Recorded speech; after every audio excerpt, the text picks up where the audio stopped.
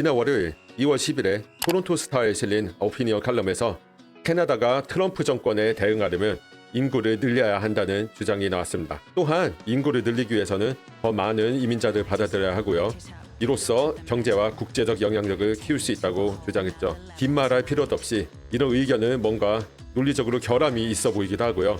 현재 캐나다 내의 여론과 이민 정책의 흐름 그리고 전 세계적인 추세를 보았을 때 뭔가 타이밍도 맞지 않아 보입니다. 이 오피니언 칼럼을 작성한 리사 랄랜드 씨는요, 센츄리 이니셔티브라는 캐나다 로비스트 단체의 CEO입니다. 이 단체는 캐나다를 전 세계 슈퍼파워로 만들자는 원대한 비전을 제시하는데요. 단체의 이름에 들어있는 센츄리라는 말이 그 비전과 방법을 상징합니다. 즉 21st century, 21세기가 끝나는 2100년까지 캐나다 인구를 100 밀리언, 즉 1억 명으로 늘리자는 것이 그 방법입니다. 우리말에도 100년 대계라는 말이 있는데요. 의미가 100% 일치하는 것은 아니지만 비슷한 맥락이죠. 사뭇 황당하게 들리는 비전이지만 이 단체의 영향력은 유력한 지역 일간지에 오피니언 기사 하나를 올리는 것보다 훨씬 강력할지도 모릅니다. 각각 전 세계를 대표하는 컨설팅 그룹, 금융그룹의 최고위직을 맡았던 두 사람이 설립한 단체이자 그 설립자 중 한 명은요, 저스틴 트루도 정권 초기에 관직까지 역임했거든요. 2010년대 말부터 2020년대 초까지 캐나다 이민문이 활짝 열렸던 것은 결코 우연이 아닐지도 모릅니다. 이번 영상에서는 이 오피니언 기사의 내용을 간략하게 살펴보고 센츄리 이니셔티브가 어떤 단체고 이들의 비전과 현 캐나다 연방 리버럴당 정권의 노선이 어떤 면에서 맞물리는지 분석을 하고요. 센츄리 이니셔티브 말대로 이민자를 많이 받는 것이 정말로 트럼프의 미국에 대응하는 현실성 있는 방법인지를 캐나다와 전 세계에서 일어나고 있는 상황에 비추어서 생각해 보도록 하겠습니다. 그럼 본격적으로 시작하도록 하죠. 자칭 비영리 단체인 센츄리 이니셔티브는 명목상 비영리 단체긴 하지만 실제로는 로비스트 기관이라 말할 수 있습니다. 즉 캐나다의 정치계의 영향력을 발휘하는 게 주목적인 단체라는 뜻이죠. 이 단체는 이 오피니언 기사에서 캐나다의 장기적인 경제 성장과 국제적인 영향력을 강화하려면 이민을 확대해야 한다고 강하게 주장을 합니다. 어떤 식으로 주장을 하는지 이 기사에서 살펴보죠. 기사 시작 부분에서 캐나다가 앞으로 3년 동안 신규 이민자 수를 줄이기로 한 것은 타이밍상 최악이라고 말을 합니다. 새롭게 출범한 미국 도널드 트럼프 2기 정권이 하필이면 정권을 잡자마자 관세 위협, 51번째 주 편입 위협 등등 정치 경제적으로 압박을 가하고 있기 때문입니다. 이민자 수 감소로 사실상 팔 한쪽을 등 뒤로 묶고 미국을 상대로 경제적 싸움에 나서야 하는 거나 마찬가지라고 역설을 하고요. 또한 설상가상으로 2030년이 되면 캐나다의 500만 명이 은퇴할 나이가 된다고 합니다. 이건 베이비 부머 세대 이야기죠. 이 오피니언 기사에서 리사 랄랜드 센츄리 이니셔티브 CEO는요, 이 난관을 극복하기 위한 방법으로 크게 두 가지를 제시합니다. 첫째, 현재 캐나다는 무역에서 미국에 대한 석유 가스 수출에 지나치게 의존하고 있다고 합니다. 2023년 기준 무려 1,520억 달러에 달하는 석유와 가스를 미국으로 수출한 반면 자동차 제조 분야 수출액은 3분의 1 정도에 불과한 510억밖에 되지 않는다고 해요.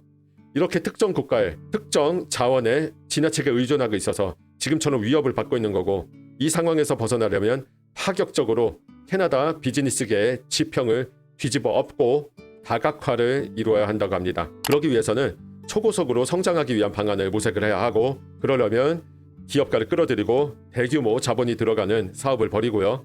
AI처럼 떠오르는 산업에서 최대한 빨리 경쟁 우위를 점해야 한다고 합니다. 그리고 이러한 혁신을 위한 중심에는 고급 기술을 갖춘 이민자의 유입이 있어야 하고, 이들이 캐나다로 들어오면서 이 기업가로서의 포부와 해외 투자 자본도 함께 들어올 것이라고 주장을 해요. 두 번째 포인트는요, 인재에 초점을 맞춰야 한다는 겁니다. 미국이 이민 규제를 강화함에 따라 캐나다가 반대급부로 인재를 유치할 절호의 기회를 잡게 되었다고 주장을 해요. 이참에 애매한 약속 대신 좋은 일자리 기회, 저렴한 생활비, 우수한 보건의료 시스템, 이민자를 포용해 줄 줄 아는 공동체를 마련해야 한다고 합니다. 친숙하게 들리시나요?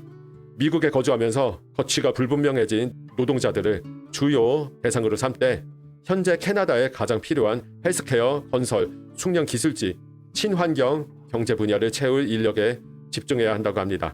캐나다는 현재 이민자 선발 점수 시스템을 개편해서요, 우선적으로 필요한 분야의 이민자를 뽑아야 하고, 이민자가 오래 머물 수 있도록 주택, 교통, 의료, 육아 지원 등에 투자해야 한다고 합니다. 또한 현재 상황 때문에 이제 더욱 긴박하게 움직여야 한다고 결론을 짓습니다. 네, 이 기사에 대해서 어떻게 생각하세요? 현실성이 있다고 생각하시나요? 이 내용이요. 캐나다의 산업이나 주요 수출 대상 국가, 상품을 다각화하고 뛰어난 스킬을 갖춘 사람들을 유치해야 현재 겪고 있는 정치 경제적인 위협을 극복하고 앞으로 5년 동안 은퇴 예정인 엄청난 노동력을 채울 수 있다는 말은 상당히 그럴듯하게 들립니다. 맞는 말 같죠? 근데 그렇게 하기 위한 가장 좋은 방법이 이민자를 다시 대폭 받는 것이라고 했는데 지금 이 시기, 이 상황에 얼마나 현실성이 있을지는 좀 생각해 봐야 할 것 같습니다. 아니, 그 전에 이 단체가 왜 이 시점에 새삼스럽게 이런 주장을 하는지부터 좀 알아보는 것도 좋을 것 같네요. 뭔가 약간 뜬금없는 느낌이잖아요. 이 단체는요, 엄청난 유력 인사들이 중심에 서 있고 현 집권 리버럴당과의 커넥션도 상당히 긴밀합니다. 다음 섹션에서 자세히 알아보도록 하죠. 네, 그럼요. 이 센츄리 이니셔티브라는 단체에 대해서 좀 알아보도록 하죠. 센츄리 이니셔티브는요, 2014년에 설립된 단체입니다. 현재도 회장직에 있는 마크 와이즈먼, 그리고 지금은 단체를 떠난 도미닉 바튼이라는 사람이 공동 설립한 단체고요. 시작 부분에서도 말씀드렸지만 2100년까지 캐나다 인구를 1억 명으로 늘린다는 비전을 제시하는 단체입니다. 정식으로 로비 단체로 등록된 것은 2021년이지만 저스틴 트루도가 처음 총리를 부임한 2015년부터 정치계와 긴밀한 관계가 있었습니다. 트루도의 리버럴당뿐만이 아니라 이전 보수당 소속 총리였던 브라이언 멀론이 전 총리 역시 이들의 비전을 지지한 바 있고요. 로비스트 단체로 정식 등록된 후로는 연방이민부 그리고 연방보수당, NDP당 의원들과도 미팅을 가졌습니다. 두 설립자인 도미닉 바튼 씨와 마크 와이즈먼 씨는요, 정말 어마어마한 인물들입니다. 초슈퍼 엘리트이자 경제계에서 엄청난 빅플레이어들이더라고요. 일단 도미닉 바튼 씨는요, 전 세계적인 컨설팅 펌인 맥킨지 앤 컴퍼니의 전 매니징 디렉터였고 6년 동안 워털루 대학교 총장을 역임했습니다. 또한 트루도 정부와도 직접적인 관계가 있는데요. 트루도 정권 초기에 당시 재무부 장관 빌 모노의 자문위원회 위원장을 맡았고 또한 2019년부터 2021년까지 3년 동안 트루도 정부에서 주중 캐나다 대사까지 역임했습니다. 한편 마크 와이즈먼 씨는요, 그 유명한 글로벌 투자 기업 블랙럭의 중역으로 활약을 했고 현재 센츄리 이니셔티브의 회장으로서 조직을 이끌고 있습니다. 네, 이쯤 되면 대형 금융계, 경영계의 빅 플레이어들이 현 정권에 영향을 주지 않았을 거라고 생각하는 게 이상할 정도죠. 네, 이 센츄리 이니셔티브의 오피니언 기사 제목만 보면 마치 캐나다가 이민자를 거의 안 받는 것처럼 들리지만 아직도 많은 이민자를 받아들이고 있습니다. 캐나다 인구는요, 트루도 정권이 집권한 이래로 증가 폭이 놀랍도록 올라갔습니다. 작년 신규 영주권자 수는 48명을 넘었고요. 올해를 포함해서 향후 3년 동안 20%가량을 줄인다고는 하지만 매년 20만 명대 중반 정도에 머물던 스티븐 하퍼 보수당 정권 때와 비교하면 여전히 높은 수치죠. 캐나다의 가장 큰 문제는 이렇게 많은 이민자를 수용하면서 최근 몇 년간 주택 부족, 물가 상승, 의료 시스템 과부하 등의 문제가 터졌다는 겁니다. 모두 다 잘 알고 계신 부분이기 때문에 부가 설명도 자료도 필요 없을 거예요. 센츄리 이니셔티브의 주장처럼 이민자를 적극적으로 수용을 해서 경제 규모를 키우고 경제 활동이 가능한 인구를 늘리는 방법은 이론적으로는 그럴듯해 보였지만 증가하는 인구를 서포트하기 위한 사회 기반 시설과 공공 서비스가 이거 전혀 따라가지 못하는 바람에 이런 문제가 터진 거예요. 하지만 이런 가시적인 문제만이 전부가 아닙니다. 센츄리 이니셔티브의 주장에서 크게 간과하고 있는 부분이 또 있거든요. 말을 안 하고 있는 부분인데요. 미국과 같은 타국의 위협에 대응하는 데는 많은 인구, 경제적 산업적 역량, 군사적 역량, 정치, 외교력만큼 중요한 요소가 하나 더 있습니다. 그리고 이건 캐나다가 지금 부랴부랴 찾으려고 노력하지만 찾는데 좀 어려움을 겪는 요소이기도 한데요. 네, 솔리다리티와 유니티, 즉 연대와 단결입니다. 캐나다가 분열된 국가라는 건 잘 알려진 비밀입니다. 정치적으로도 그렇고 그리고 사람들끼리도 그렇죠. 미국은 문화의 용광로, 멜팅팟이라고 불리는 반면 캐나다는 문화의 모자이크라고 불립니다. 미국은 USA라는 하나의 이름 하에 모든 사람들이 하나가 되고 융화되는 쪽을 최대한 추구하는 반면 캐나다는 모든 사람들의 문화를 존중하고 각자의 개성을 인정하면서 다양성을 중시하는 쪽을 추구해왔죠. 양쪽 다 각자 장단점이 있고 어느 쪽이 낫다고 제가 함부로 단정 지을 부분은 아닙니다. 하지만 캐나다의 모자이크 방식은요, 연대와 단결에는 아주 큰 도움이 되지는 않을 것이라고 충분히 생각해 볼 수 있습니다. 한편 캐나다인들 중에서도 캐나다가 미국에 합병되길 원하는 사람들이 적진 않지만 그래도 대다수는 합병을 원하지 않는 것으로 나타납니다. 지난 12월에 여론조사 기관 레자에서 실시한 설문조사에 따르면 캐나다 이인의 80% 정도가 합병에 반대한다고 합니다. 주와 성별에 따라 약간의 차이가 있지만 찬성하는 사람보다 훨씬 많은 건 명백하죠. 반대 의견이 90% 이상이 아니라는 것에 한간에서는 좀 우려의 시각을 보이기도 하지만 그래도 미국과 캐나다가 모든 면에서 얼마나 가까운 나라고 이중국적, 국제결혼 등으로 미국과 캐나다 양쪽에 발을 걸치고 있는 사람들이 얼마나 많은지를 고려하고 캐나다의 젊은 세대가 현재 캐나다에 상당히 불만이 많다는 점을 감안을 하면은 상당히 양호한 수치입니다. 하지만 외국인 또는 이민자의 입장은 약간 다를 수 있습니다. 로컬들에 비해 상대적으로 반대 의견이 약할 수밖에 없다는 뜻이에요. 이민자는 물론 캐나다가 삶의 터전이긴 해요. 하지만 모국은 따로 있잖아요. 그러니까 상대적으로 소속감이 좀 약한 경향이 더 클 수밖에 없습니다. 또한 이민자는 나에게 더 잘 맞고 더 조건이 좋을 것 같은 나라를 찾아서 인생을 걸고 옮겨온 사람들이죠. 그리고 그 나라가 옮겨온 나라가 자기랑 잘 맞지 않거나 아니면 사정이 나빠지면 모국으로 돌아가거나 다른 국가로 또 옮기기도 해요. 즉 조건이 더 좋을 것 같은 국가의 영주권 또는 시민권을 취득할 기회가 주어진다면 그 기회를 따라갈 가능성이 이 로컬들보다 상대적으로 높다는 뜻이에요. 게다가 미국은 한국인뿐만 아니라 전 세계적으로도 이민 행선지로서 가장 인기가 많은 나라죠. 괜히 미국으로 들어가려고 하는 미립국자가 넘쳐나는 게 아닙니다. 최근 키아리 채널 커뮤니티에서 진행한 간단한 설문조사 결과입니다. 반대가 더 많긴 하지만 60%가 채 되지 않죠. 이 설문조사는 캐나다 거주자뿐만이 아니라 모든 사람에게 열려 있었고 표본도 크지 않기 때문에 당연히 부정확하고 그냥 재미로 보는 용도였어요. 하지만 로컬들보다 반대 비율이 낮게 나타날 거라는 건 저 설문조사하기 전부터 이미 예상하고 있었습니다. 그리고 그 예상을 벗어나지 않았고요. 아마 한국인뿐이 아니라 다른 나라 국적자들을 대상으로 똑같이 물어봐도 비슷한 결과가 나올 거예요. 이 이민자들을 비판하거나 비난하려는 의미로 이런 말을 하는 게 아닙니다. 우리 한국인들이나 키아리 시청자 여러분을 비판하는 건 더더욱 아니고요. 오히려 이거는 너무도 자연스럽고 당연한 현상이라는 뜻입니다. 이민자는요, 더 나은 삶을 위해 모국을 떠나서 불안정한 환경으로 과감하게 이동한 사람들이고요. 따라서 더 나은 환경을 영위할 기회가 주어진다면 그 기회를 잡을 가능성이 높습니다. 미국이 캐나다보다 환경적으로 더 낫다고 생각하면 찬성할 수 있다는 거예요. 이거는 어느 쪽이 옳다 이렇게 단정지어서 말할 수 없는 부분이라고 생각을 하고 그냥 자연스러운 현상일 뿐이라고 생각을 합니다. 이런 측면에서 센츄리 이니셔티브의 주장에는 명백한 오류가 있는 거예요. 미국의 위협에 대응하는 데 필요한 무형적인 요소 중에 가장 중요한 게 시민들의 연대와 단결, 솔리더리티와 유니티인데 이민자 숫자 늘리면 유형적인 측면에서는 그러니까 경제, 군사력, 인구 이런 건 도움이 되겠지만 이런 무형적인 측면에선 오히려 마이너스가 될 수도 있다는 거예요. 게다가 심지어는 같은 이민자 집단 내에서도 은근히 분열이 존재를 해요. 몇 가지 예를 들어볼까요? 일단 중국은요, 각 사람들마다 그 중국 내에 집권 공산당 있죠. 그 공산당을 지지하느냐 아니면 지지하지 않느냐 이런 성향이 갈려 있습니다.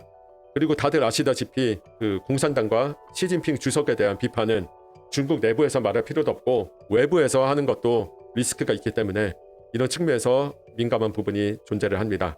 인도는요, 지역, 민족, 종교 간의 분열과 갈등이 너무나도 심각해서 캐나다 안에서도 서로 싸울 정도죠. 인도 시크 교도들 중에 인도에서 분리 독립해서 자기들만의 국가를 세우자는 칼리스탄 분리 독립주의자들이 있는데요. 캐나다에도 굉장히 많아요. 그런데 말이죠. 재작년 2023년 6월에 이 분리 독립주의자들의 리더 중에 하나인 그리고 캐나다 시민권자인 한 사람이 BC주 서리 시크교 사원 앞에서 괴한 3명에게 갑자기 암살을 당하는 사건이 일어났습니다. 당시 트리도 총리는 이 사건의 배후에 인도 모디 정권이 있는 것 같다는 의혹을 제기하면서 캐나다와 인도 간의 외교 관계가 파탄으로 치닫기까지 했죠. 그리고 이쪽은 현재 진행 중입니다. 그래서 어떤 특정한 종교, 특정한 민족은 우리 문화와 호환되지 않는다라는 뜻의 컬처럴 인컴패티빌리티라는 말까지 나오면서 온라인 상에서 반이민 정서가 퍼지고 이게 일반에서 여론으로 형성됩니다. 이 컬처럴 인컴패티빌리티는요, 별도 영상으로 다루어야 할 정도로 흥미롭고 중요한 이슈니까 나중에 자세히 얘기하죠. 지금은요 캐나다가 속한 서구권 제1세계 국가의 극우 진영에서 중요한 이념적인 틀로 자리를 잡고 있고 특히 이민 정책, 다문화주의, 국가 정체성과 관련된 논의에서 자주 나오고요. 서구 사회에서 극단적인 반이민 정서를 정당화하는 논리로 활용되고 있다는 것 정도만 얘기를 하고 넘어갈게요. 아무튼 말이 약간 샜는데요. 이런 상황들 때문에 캐나다 현지에는 물론 제1세계 국가들에서 많은 사람들이 이제는 자기들의 원래 사회와 문화를 크게 교란하지 않고 소위 호환이 되는 국가 출신들만 받자는 여론이 형성되고 있습니다. 이런 상황에서 미국의 위협에 대응하기 위해 이민자를 대폭 늘려야 한다고 하는 센츄리 이니셔티브의 주장을 보면 이 집단이 얼마나 현실 감각이 떨어져 있는지 잘 알 수 있습니다. 사실 제 개인적으로는요. 이 사람들도 이 상황을 분명히 확실히 인지하고 있을 거라고 생각을 해요. 하지만 모종의 이유로 모른 척하는 거겠죠. 앞에서 소개해드린 설립자들의 스펙만 봐도 저 같은 소시민과는 비교가 안 되는 천재적인 거물들인데 이런 걸 모를 리가 없잖아요. 그렇죠? 2100년 21세기 100 밀리언을 모토로 하는 센츄리 이니셔티브의 비전을 보면 한국어 단어 100년 대계가 떠오릅니다. 국가 운영 같은 큰 일은 좁은 시각으로 단기적으로 생각하면 안 되고 넓은 시각으로 장기적인 성과를 목표로 영위해 나가야 한다는 것이죠. 그런 의미에서 경영, 금융, 외교 등 굵직한 분야에서 맹활약하고 캐나다 정부와도 직접적인 관계가 있는 슈퍼 엘리트들이 세운 센츄리 이니셔티브의 비전은 그냥 하루하루 열심히 최선을 다해 살아가는 우리 같은 평범한 사람들이 이해하기는 너무 원대할지도 모르겠습니다. 하지만 국가 운영은 결국 그 국가에서 사는 사람들을 위한 것이고요. 캐나다에 사는 사람들에게 이민은 피부로 와닿는 이슈입니다. 그런 의미에서 사람들에게 피부로 와닿는 이 이민이라는 이슈를 단순히 경제 규모, 수출액, 해외 자본 투자, 특정 분야의 일자리를 채우기 위한 수단으로서 그냥 단순한 숫자로 바라보는 센츄리 이니셔티브의 접근 방식은 공감을 얻기 힘들 것 같다는 생각이 듭니다. 하지만 캐나다가 꾸준히 이민자를 받아야 한다는 사실에는 변함이 없습니다. 이 넓은 국토를 유지하고 경제 성장을 이루고 낮은 출산율을 극복하려면 이민은 반드시 필요합니다. 2100년까지 인구 1억 명에 도달할 정도로 많이 받는 방안이 맞는지 아니면 지금보다도 훨씬 더 이민자 수를 줄이는 게 맞는 방안인지는 우리는 모를지어도 말이죠. 결국 결론은 뻔합니다. 앞으로 캐나다의 이민 정책은 기존처럼 무분별한 확대가 아니라 경제와 사회적인 수용 능력을 고려해서 신중하게 접근해야 할 것 같습니다. 일만 조회수를 찍은 2025년 캐나다 이민 오지 마세요 라는 제목의 영상을 3주 전에 올린 이후로요. 히아리 채널은 특정한 이민 프로그램 자체에 관한 영상을 올리지 않고 있습니다. PNP, 익스패스 엔트리, LMIA 등에 관한 이야기를 하긴 했지만 특정 이민 프로그램과 직접적인 관련이 있진 않죠. 올 봄에 LMIA, 익스패스 엔트리 보너스 점수 50점이 삭제되고 나야지 뭔가 눈에 띄는 변화가 일어날 텐데 그때까지는 좀 관망할 수밖에 없을 것 같아요. 시골 지역 스트림인 RCIP와 프랑코폰 커뮤니티 스트림인 FCIP는 한국인들과는 뭐 아주 밀접한 관련이 있는 스트림이라고 볼 수는 없고 그리고 요즘 이민 업체들이 엄청 밀고 있는 스타트업 비자는요. 불법 편법 행위가 만연하기에 딱 좋아 보이는데 프로그램 성격상요. 근데 실제로 이런 사례가 나오기 전까지는 제 추측을 내피셜을 기반으로 하는 이야기는 하고 싶지가 않아서 지금 거르고 있습니다. 그래서 막간을 이용해서 평소와는 다른 주제들을 다루고 있었던 거고요. 이민과 직접 간접적으로 관련이 있는 정치, 사회, 경제에 관한 이야기들 위주인데요. 시청자 여러분께서는 어떻게 생각하시는지 궁금합니다. 최근 올리고 있는 영상들의 주제에 대한 의견을 알려주시면 향후 영상 주제를 선정하는 데 많은 도움이 될 것 같습니다. 아울러서 멤버십 전용 영상도요. 벌써 2개나 올렸고 앞으로도 꾸준히 올릴 계획이니까요. 혹시 좀 더 관심이 있는 분들께서는 염치 없지만 가입을 고려해 보시기를 정중히 부탁드리겠습니다. 이번 영상 여기까지 시청해 주셔서 감사합니다. 다음 영상에서 또 뵙도록 하겠습니다. 감사합니다.